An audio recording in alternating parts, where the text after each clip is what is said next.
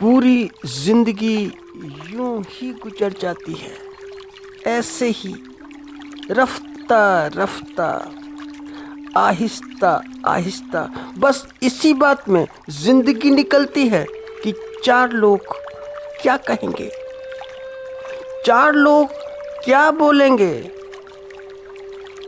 चार आदमी क्या सोचेंगे। अजीब बात है। और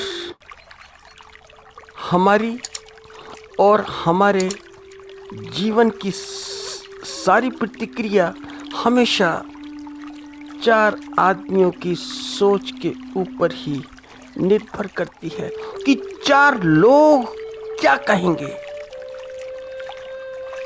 जैसे कि चार आदमियों की सोच है, वैसे ही हमारी जिंदगी है। हमारी जिंदगी चार लोगों के सोच के ऊपर निर्भर करती है, क्योंकि वैसी ही हमारी प्रतिक्रिया होती है जैसे कि चार लोगों की सोच होती है। ये चार लोग क्या हो गए, ये तो पूरी दुनिया हो गई। और ऐसे चार लोग हर जगह मिलेंगे, घर में भी मिलेंगे और बाहर भी मिलेंगे। चार लोग तो मिल ही जाएंगे, कहीं भी मिल जाएंगे। और तो और छोड़ो, आखिर में भी चार लोग मिल जाते हैं, क्योंकि आखिर में होता क्या है, अंत में क्या होता है कि अंत में चार लोग ही मिलते हैं। ये चार लोग या वो चार लोग जो जीवन में मिले थे, वो जीवन के बाद भी मिलते हैं। जीवन में वो चार लोग मिले थे तो ऐसे मिले थे कि बड़े बड़े विपरीत थे चारों के चारों। तो जीवन भर तो विपरीत चले, तो कोई पूरब चला तो कोई पश्चिम, तो कोई उत्तर तो कोई दक्षिण, कोई विरोध में तो कोई सपोर्ट में। मगर अब नाक की सीध में चलते हैं, बिल्कुल सीधे सीधे, एक ही दिशा में, एक ही डायरेक्शन में। और ये चार लोग जो जीवन भर वाद विवाद में ही लगे रहे, वाद विवाद ही करते रहे, अब एक ही बात बोलते हैं, एक ही बात, एक सुर में, एक टोन में। और वो टोन क्या है कि राम नाम सत्य है, बाकी सब असत्य है, बाकी सब व्यर्थ है, बेकार है, सारहीन है। मगर दिशा आज चारों की एक ही है, शमशान की दिशा। जाने की दिशा भी एक ही और बोल भी एक ही, बोली भी एक जैसी कि राम नाम सत्य है। तो तुम बोलियों के ऊपर क्यों जाते हो, दिशाओं के ऊपर क्यों जाते हो? छोड़ो कि लोग क्या कहेंगे, ये सब बाहरी बातें हैं, ये सब बाह्य आवरण है। लोग तो कुछ ना कुछ बोलेंगे ही, और बोलने को बोल भी नहीं बोला जा सकता। जो तुम बोलते हो उन्हें ऐसा भी नहीं कहा जा सकता कि वे बोल हैं। बोलो को बोलना हो तो बोल मत बोलो, शोर बोलो। शोर, शोरगुल, ये शोरगुल है, ये बोल नहीं है। क्योंकि हमारे बोल, हमारे सारे के सारे बोल होशपूर्ण नहीं होते। हम होश में कहाँ बोलते हैं? हमारे सारे के सारे बोल बेहोशी के होते हैं, सारे बेहोशी के। इसलिए ऐसी ध्वनि कि जो शोर मचाती हो बड़ी व्यर्थ है।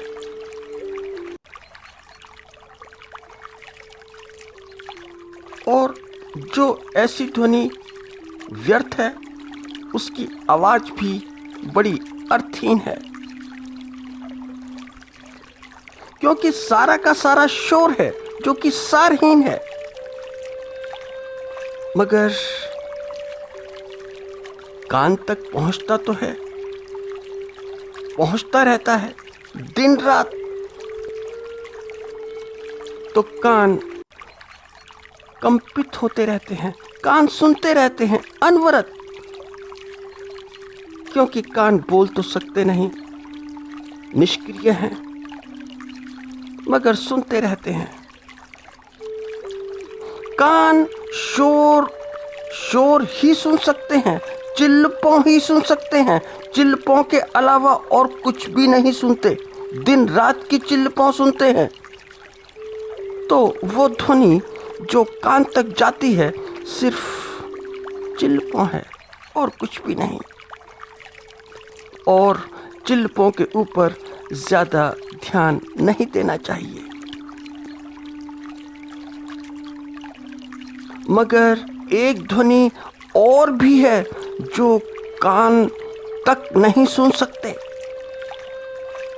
और जो कान तक नहीं सुन सकते वही ध्वनि असली ध्वनि है कि जिसे कान ना सुन सके।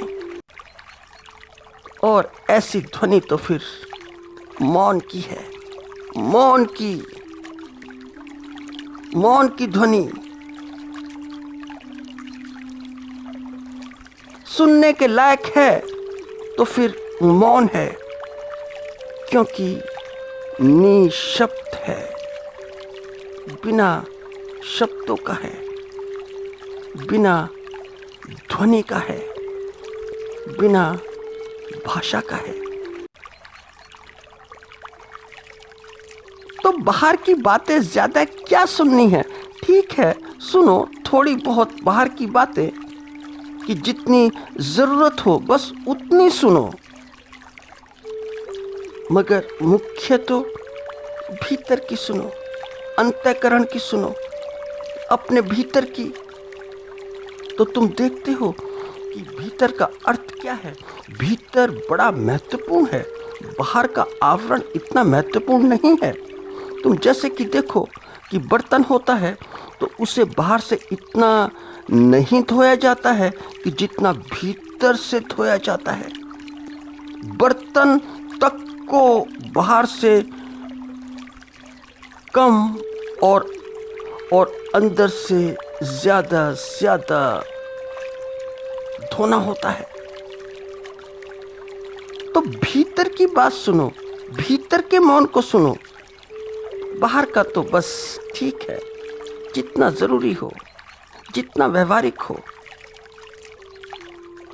पर हम तो ठहरे बड़े ज्ञानी आदमी, प्रकांड ज्ञानी, इतने प्रकांड ज्ञानी कि बस बाहर की ही सुनते रहो, बाहर की ही आजीवन। और ऐसे सुनो कि सुनते ही रहो, पूरे अनवरत होकर सुनो, क्योंकि भीतर की चिंता क्या करनी, छोड़ो भीतर को, भीतर का क्या, बस लोगों को सुनते रहो, बाहर की ध्वनियां सुनते रहो, अपनी मत सुनो। जैसा लोग कहते हैं वैसा ही करते रहो। हम वही तो करते हैं कि जैसे कि लोग हमसे अपेक्षा रखते हैं, उनकी अपेक्षा को पूर्ण करते रहते हैं, और क्या है। थोड़ी सी बात ऐसी है कि पहाड़ की बात है तो पहाड़ पर कोई मैदान से पहुंच गया होगा, और हमारे गढ़वाली भाई जानते हैं इस बात को कि वहाँ पे वाहन के रूप में खच्चरों का इस्तेमाल होता है या गधों का। तो बाप बेटे थे, बैठ गए एक गधे के ऊपर, जा रहे थे पहाड़ पर। तो पहले बाप खच्चर पर बैठ गया तो बेटा पैदल पैदल था। तो हुआ क्या कि लोग बाग ऐसा बोलते कि बताओ कितना घोर कलयुग है। बाप तो आराम से खच्चर पर बैठा है और बेचारे बालक को तो देखो, तो बच्चे की उम्र होगी लगभग 11-12 साल।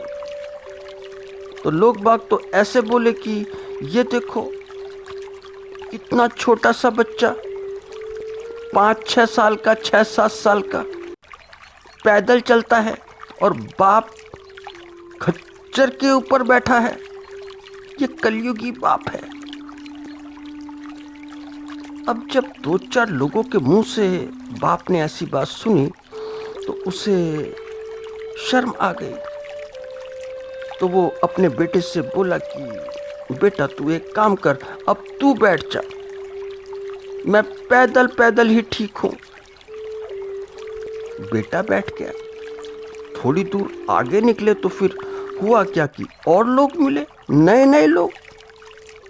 तो वो ऐसे बोलते, जो भी देखता बोलता कि बोलो कि इससे अच्छा तो द्वापर युग था, त्रेता युग था, सतयुग की तो बात छोड़ो।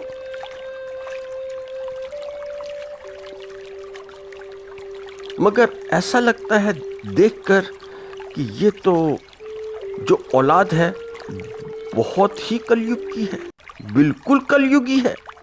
देखो कितना हट्टा कट्टा नौजवान, 20-22 साल का, और बाप पैदल चलता है। एक श्रवण कुमार था और एक ये कुमार है, बाप पैदल